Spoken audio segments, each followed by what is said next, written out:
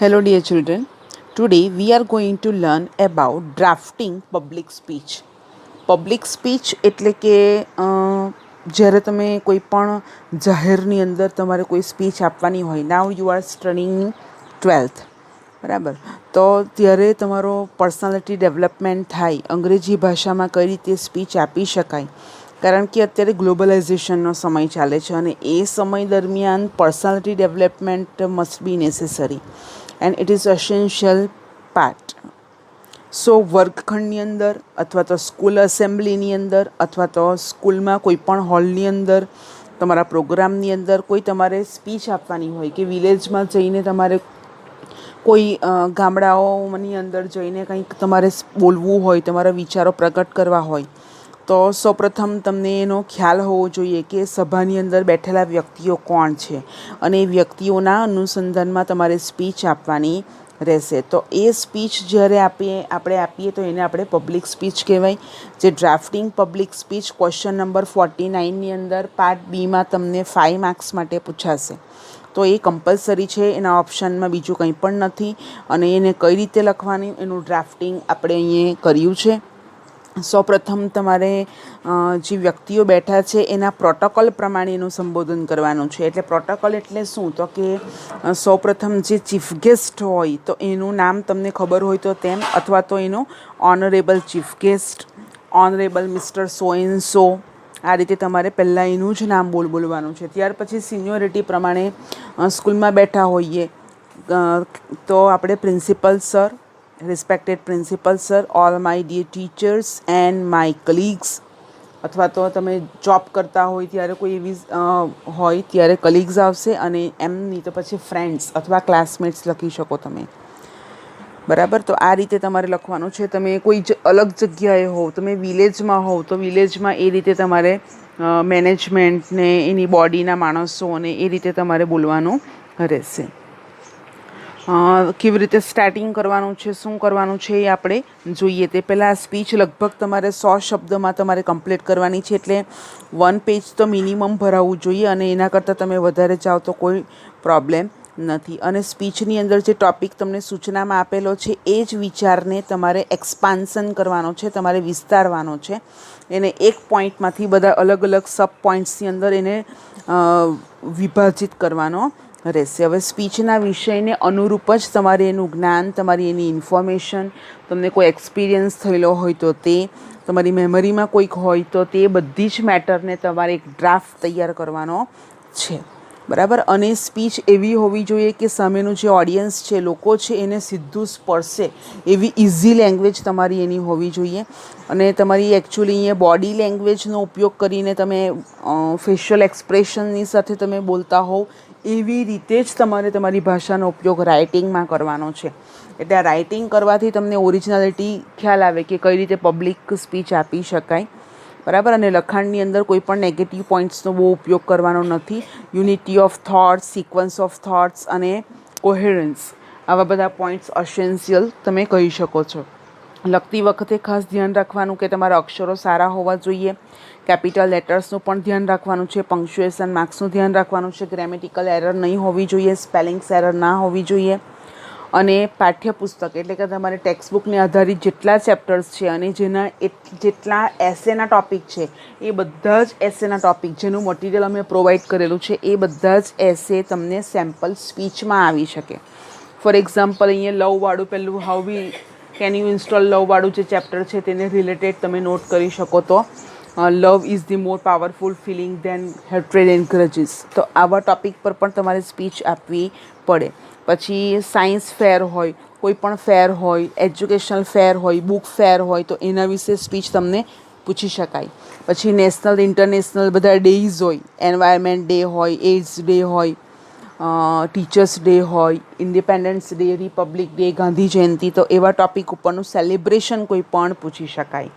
Farewell function હોય, કંઈક opening હોય તો એનું પણ સ્પીચ તમને પૂછી શકાય. તો એવા બધા સેલિબ્રેશન ધ્યાનમાં રાખવાના. ત્યાર પછી બધી મૂવમેન્ટ અલગ અલગ પ્રકારની, ક્લીનલીનેસ મૂવમેન્ટ હોય, કોઈ પ્રોસેશન હોય તો એનું પૂછાય. કોઈ પણ day, sports day, environmental day, એવા ડેની ઉજવણી તમે શાળાની અંદર તો કરો જ છો, પણ તમારા ફળિયા સોસાયટીમાં એ ઉજવણી કેવી રીતે થાય એના વિશે પણ તમને પૂછી શકાય. પછી આપણે વાત કરી તેમ પ્રોબ્લેમ્સ ઓફ વર્કિંગ વિમેન, એવા એસેના ટોપિક જે છે, respected our grandparents, my favourite leader, આવા બધા પોઈન્ટ્સ પર પણ તમને પૂછી શકાય છે. How to avoid stress, manage your stress. તો આ બધું તમારે ધ્યાનમાં રાખવાનું છે. તમારા પર્સનલ પણ તમારો ફ્યુચર પ્લાન શું છે, ગ્લોબલ વોર્મિંગની ઇફેક્ટ શું છે, આવા ફ્રીડમનું ઇમ્પોર્ટન્સ શું છે, ફ્રીડમ એટલે શું, હવે કોઈ પણ ટૉપિક પર તમને સ્પીચ પૂછાય એટલે અહીંયા ગમે તેટલી તમને કરાવીએ પણ બોર્ડની અંદર એવું નહીં હોય કે આટલી કરાવી તો એમાંથી જ આવશે. હા, એવું હોય કે ટેક્સ્ટ બુકમાંથી પૂછાવી જોઈએ એવા નોમિનલ્સ છે, પણ એ લોકો ઘણી બધી વાર બોર્ડની અંદર પરીક્ષામાં પેપર કરતી વખતે એ ખ્યાલ નથી લગભગ રહેતો કે આપણે ટેક્સ્ટ બેઝ એસે જે આપેલા છે તેમાંથી જ આપણે પૂછવું જોઈએ. પબ્લિક સ્પીચની અંદર કોઈ પણ ટૉપિક પૂછાય છે, કોઈ ઇનોગ્રેશન હોય તો એ પણ તમને પૂછી શકાય. તો હવે એનું આપણે ફોર્મેટ જોઈ લઈએ. તો ફોર્મેટમાં પહેલાં શું કરવાનું છે, તો કે ફોર્મેટની અંદર પહેલાં સેલ્યુટેશન કરવાનું છે. સેલ્યુટેશન એટલે કે અહીંયા તમને લખેલું જ છે, સેલ્યુટેશન એટલે કે ઓડિયન્સને તમે એડ્રેસ કરો, ઓડિયન્સને તમે સંબોધન કરો. એડ્રેસ એટલે સંબોધન કરવું. આ હોમોનિમ્સ છે. એડ્રેસના બે અર્થ થાય. એક તમારું રહેઠાણનું સરનામું, તમારા ઘરનું સરનામું, અને બીજું એડ્રેસ એટલે સંબોધન. જ્યારે એક જ શબ્દના બે અલગ અલગ અર્થ થતા હોય ત્યારે આપણે એ શબ્દને હોમોનિમ્સ કહીએ છીએ. તો સેલ્યુટેશન અથવા એડ્રેસ કઈ રીતે કરી શકાય, તો અહીંયા બધી અલગ અલગ રીત આપેલી છે. In the beginning you address to audience according to protocol. Protocol પ્રમાણે જ તમારે એને એડ્રેસ કરવાનો છે. For example, honourable chief guest, respected principal sir, all experience teachers. અહીં એક્સપિરિયન્સની જગ્યાએ ટેલેન્ટેડ નોટ કરી શકો, હાર્ડવર્કિંગ નોટ કરી શકો. માય કલીગ્સ અથવા કલીગ્સની જગ્યાએ my classmates, dear students and all my friends. Hello, good morning. આ રીતે તમે નોટ કરી શકો છો. અથવા તો બીજી રીતે કઈ રીતે તમે બોલી શકો છો, તો કે ગુડ મોર્નિંગ ટુ ઓલ સવારે હોય તો, સાંજે હોય તો ગુડ ઇવનિંગ ટુ ઓલ, અને સમય નક્કી ન હોય તો તમારે સવારનું જ લખવાનું છે. Good morning my dear brothers and sisters. તમે કોઈ ગામની અંદર ઊભા રહીને તમે બોલો, સોસાયટીમાં કોઈ સ્પીચ આપો તો ત્યારે તેવું સંબોધન તમારે કરવાનું રહેશે. Thank you very much to invite me as a key speaker of this session, or અથવા respected chairperson of debating club, dignitaries on the dais. જે સ્ટેજ આપેલો હોય છે તો ઓન ધી ડાયસ આ રીતે તમારે લખી શકો તમે. એન્ડ ઓફ ધી ડાયસ, સામે જે બેઠેલા છે એને સામે ઓફ ધી ડાયસ કહેવાશે. My loving brothers and sisters, first of all I take opportunity to wish you all happy dash day. જો કોઈ ડે હોય અને એની ઉજવણી કરવાની હોય તો તમે એ રીતે અહીંયા નોટ કરી શકો છો. આઈ ડેશ, અહીંયા તમારું નેમ લખવાનું છે. For example, I Ketaki Nayak welcome you all on this auspicious day, અથવા on this occasions, in this programme. I welcome to all in this programme. નામ લખવું હોય તો લખી શકો, નામ ન લખો તો પણ કોઈ પ્રોબ્લેમ નથી. આઈ વુડ લાઇક ટુ શેર, હવે આ રીતે પણ લખાય અને નેમ લખવું હોય તો તે રીતે પણ લખાય. I Ketaki Nayak would like to share my views with you on this day. I am very much happy and excited to share my thoughts. એવું પણ લખી શકો છો. મતલબમાં તમારે લાઈવ બનવાનું છે અને લાઈવ બનીને સ્પીચ લખવાની છે. I welcome you all heartily. We are here for a unique celebration. or it's my or તરીકે અથવામાં, અહીંયા ઓર તરીકે બહુ બધા ટોપિક લખેલા છે તો તમારે એક ફોર્મ બનાવી દેવાનું છે કે હા મારે આવું જ બોલવું છે. તૈયારી તો આમાંથી તમને પોઈન્ટ્સમાંથી કરી શકો છો. We are here for a unique celebration. It's my pleasure to be here to share my thoughts on. હવે ઓન પછી અહીંયા તમારે સબ્જેક્ટ લખવાનો છે કે કયા સબ્જેક્ટ ઉપર તમારે બોલવાનું છે.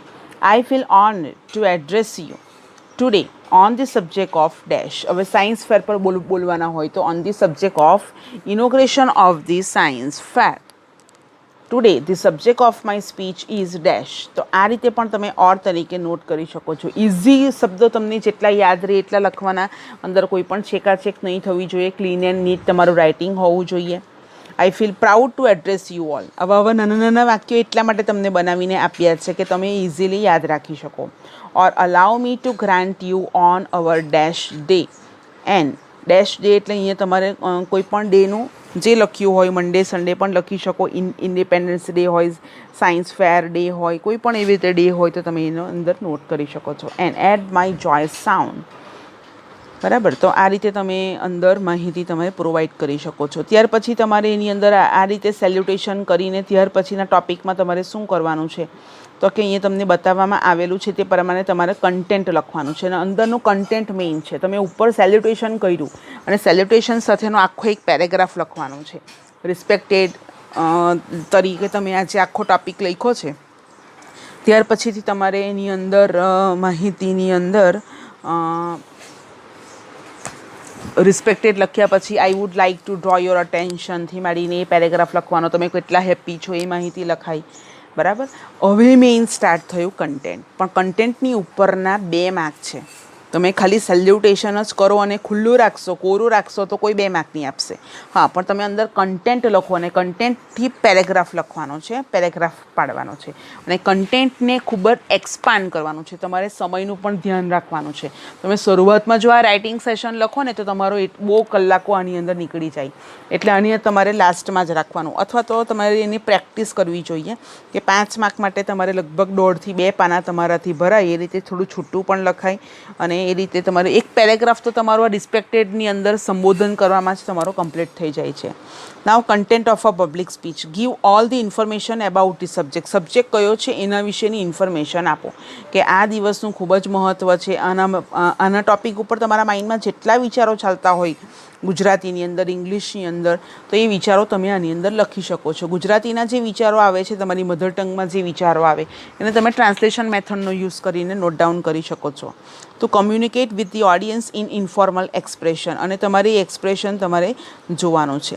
આની અંદર શું લખવાનું છે કે ટુ યુઝ મેઇન આઈડિયાઝ, મુખ્ય વિચારો લખો. એક્સપિરિયન્સ તમારો લખો. પ્રોવોકિંગ થોટ્સ પૂરા પાડો. તમારા emotions, touching points, advices, suggestions, important of subject. તમે આની અંદર પબ્લિકને સલાહ સૂચન પણ આપી શકો છો. You can share your knowledge, information regarding the speaking subject, your memories with the simple words and language, your burning desire. તમારી અંદરની તીવ્ર ઈચ્છા હોય જે પૂરી ન થયેલી હોય અને તેને પણ તમે સામેનાવાળાના મગજમાં બેસાડી શકો છો. Simple words, use the simple words. Yes, આ એક મુખ્ય પોઈન્ટ છે. તમે જેટલા સરળ શબ્દોનો ઉપયોગ કરો એટલી જ મજા તમને આવે. And language, your burning desire. બરાબર. લેંગ્વેજ, તમારી લેંગ્વેજ પણ એકદમ સિમ્પલ હોવી જોઈએ. Your burning desire, feelings, unity of thought, sequence of sentence. Sequence દર્શાવવી જોઈએ. પછી એવું નહીં કહેવાય કે એન્ડિંગનું પહેલાં લખો અને સ્ટાર્ટિંગનું પછી લખો, વચ્ચે શું થયું તે ફરી પાછા લખો. બરાબર. એનો ક્રોનોલોજીકલી એની સિક્વન્સ સેન્ટેન્સની અંદર હોવી જોઈએ. બરાબર. અને કન્ટેન્ટ જ તમારે મુખ્ય આખું લખવાનું છે. બરાબર. એના સજેશન્સ પણ તમારે આપવાના. જો એ ઘટના આખી બની ગઈ હોય, કંઈક એવું હોય અને તમારે એનું એ કરવાનું હોય તો તમે પાસ્ટ ટેન્સનો યુઝ કરી શકો. બાકી સ્પીચની અંદર મોટે ભાગે તમે સાદા વર્તમાન કાળનો જ ઉપયોગ કરી શકો છો. હવે ક્લોઝિંગ કઈ રીતે કરી શકાય, તો અહીંયા બધા અલગ અલગ ટોપિક આપેલા છે, તેમાં તમે અલગ અલગ યુઝ કરી શકો છો. Really, I very enjoy two share my thought. આવું પણ લખાય. I really hope you understand my thoughts and listen me very carefully. Again, I suggest you to do this and don't do this. In other words, I like to say very big thank you to all and a big applause for listening me very carefully. So please remember, મેં જે કહ્યું તે બરાબર ધ્યાન રાખજો, યાદ રાખજો. Don't forget. Let us complete this session. એવું પણ નોટ કરી શકો છો. Let me conclude with a slogan. ચાલો હું આ મારી સ્પીચને એક સ્લોગનથી કન્ક્લુડ કરું છું. આવા ટોપિક પણ નોટ કરી શકો છો. સ્પીચને લંબાવવાની છે, ઇઝી સેન્ટેન્સ લખીને. આઈ કન્ક્લુડ એટલે સમાપ્ત કરવું. I conclude my speech and thank you all to give me your precious time. તો આ વાક્ય પણ કેટલું સરળ છે, તમે લખી શકો છો. In my concluding speech I give my response to all and share thank you. I am very much grateful to you. એવું પણ લખાય. To sum up, I had said that. I would say that. Yes, I would say that. આવી રીતે પણ તમે લખી શકો છો. Now last closing. એની અંદર પણ એકદમ લાસ્ટમાં thank you, thank you so much, thanks a lot, Bharat Mata કી જય, જય હિન્દ, વંદે માતરમ, બાય બાય. બસ આટલું જ લખવાનું છે. બરાબર. નીચે ડાબી સાઈડ જ બરાબર. જેમ તમે રિપોર્ટમાં, ઈમેલમાં, કંઈમાં પણ તમે કંઈ પણ ક્લોઝિંગ કરતા હોય, રિગાર્ડ્સ લખતા હોય, તમારી સિગ્નેચર કરતા હોય, નામ લખતા હોય, એવું આની અંદર કંઈ પણ કરવાનું નથી. સમજાયું બરાબર? ખાલી આમાંથી 1-2 જ વર્ડ્સ તમને યોગ્ય લાગે તે લખવાના છે. અને એની સ્પેસિમેન કોપી જોવી હોય તો આપણી પાસે 16 કોપી હું તમને અહીંયાથી સેન્ડ કરું છું. તમે એની કોપી પણ કઢાવી શકો છો, વાંચી પણ શકો છો. બરાબર. પહેલું છે સાયન્સ ફેરનું ઇનોગ્રેશન. ઇનોગ્રેશન એટલે ઉદ્ઘાટન કરવું. ત્યાર પછી સેકન્ડ પર છે student speech on farewell function. તમારી ફેરવેલ ફંક્શનમાં તમારી સ્પીચ કેવી હોવી જોઈએ તો એ તમને લંબાણપૂર્વક અહીંયા લખીને આપેલું છે. લગભગ 2 થી 2.5 પાના તમારા ભરાઈ જાય એટલું મટીરિયલ તમને પ્રોવાઈડ કરેલું છે. Student speech on the environment day celebration, અને એની અંદર ડિફિકલ્ટ વર્ડ્સ પણ તેનું ટ્રાન્સલેશન અહીંયા લખેલું છે. સ્ટુડન્ટની એન્વાયરમેન્ટ ડે પર સેલિબ્રેશન લખો. Student speech on celebration of independence. સ્ટુડન્ટની સ્પીચ છે ને તો તે રીતેનું સંબોધન હોવું જોઈએ. પછી ગામડામાં સરપંચને યાદ કરવાના નથી. ગામડામાં હો તો ગામડાના તમારે સરપંચને યાદ કરવાના કે respected the sarpanch of this village, વિલેજનું name, the officers, related officers, all respected villagers, all farmers, men, women and dear children. Hello. આ રીતે તમારે એની સ્પીચ સ્ટાર્ટ કરી શકો. 5th છે a student speech on cleanliness movement. Cleanliness movement એક subject પર તમારે ચર્ચા કરવાની છે. Sports day speech by a student. Problem of working women. આ તમારો એક ચેપ્ટર રિલેટેડ એસે છે. બરાબર. તો એ એસે ટોપિક પરથી જ અહીંયા સ્પીચ પણ પૂછી શકાય. My favourite leader, my favourite social reformer. Social reformer સામાજિક સેવક. બરાબર, કે સમાજની સેવા કરનારા હોય, સમાજનો ઉદ્ધાર કરનારા હોય એવા. Problems of a person suffering from dissociative identity disorder.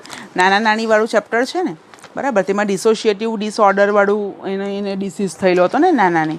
બરાબર. તો તે રિલેટેડ અહીંયા એ ચેપ્ટર રિલેટેડ સ્પીચ છે. હાઉ ટુ એવોઇડ સ્ટ્રેસ, એ પણ સ્ટ્રેસ મેનેજમેન્ટ રિલેટેડ છે. Love is more powerful than hatred and grudges. તો આ પણ તમારું first chapter related text base speech છે. Benefits of positive attitude, my future plans, freedom, cause and effects of global warming. બરાબર. Importance of women and women empowerment. આના સિવાયના પણ તમારા જે એસેના બધા ટોપિક છે તમે એસે વાંચશો ને તો એ તમને સ્પીચમાં પણ કામ આવવાનું છે. ખ્યાલ આવ્યો બાળકો? અને આ ખાસ PDF ફાઇલ તમારે જોવાની છે, સમજવાની છે. અને તમને કહ્યું તે પ્રમાણે તમે આની તૈયારી તમે કરો તો તમારો ફોર્મેટ જે છે થેન્ક યુ, રિસ્પેક્ટેડથી માંડીને થેન્ક યુ સુધીના 3 સ્ટેજીસ છે. એક સેલ્યુટેશન છે, વચ્ચેનો એક કન્ટેન્ટ છે અને લાસ્ટમાં ક્લોઝિંગ છે.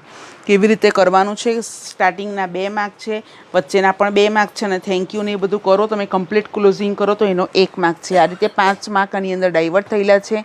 અને 12th સ્ટાન્ડર્ડની અંદર આ કમ્પલસરી પૂછાય છે બોર્ડ્સની એક્ઝામની અંદર. બરાબર બાળકો? તો હું તમને હવે નેક્સ્ટ લેક્ચરની અંદર થોડા પેપર્સ પણ પ્રોવાઈડ કરીશ. એટલે પેપર્સ તમારે જોવાના છે, સમજવાના છે અને કંઈ પણ ક્વેરી હોય તો મને તમારે સેન્ડ કરવાની રહેશે. તો આપણે આ લેક્ચર ઓવર કરીએ. અને એવી હું આશા રાખું કે તમે એક્ઝામની તૈયારી પણ કરતા હશો. આપણે ફર્સ્ટ ટર્મિનલ એક્ઝામની તૈયારીની સાથે બોર્ડની જ એક્ઝામની તૈયારીઓ જાણે કરી રહ્યા હોય એવું લાગે છે. એટલે એ રીતે તૈયારીઓ આપણે કરવાની છે. હા, ગ્રેમેટિકલના ઘણા પોઈન્ટ્સ બાકી હશે તો એ પોઈન્ટ્સ હું તમને સેકન્ડ સેમિસ્ટરની અંદર પણ વચ્ચે કન્ટિન્યુ કરતી રહીશ. તમારે પરીક્ષા પર ફોકસ કરવાનો છે અને જેટલું વાંચો એટલું પરફેક્ટ વાંચો. All the best for your future and for your 12th. Okay, have a nice day.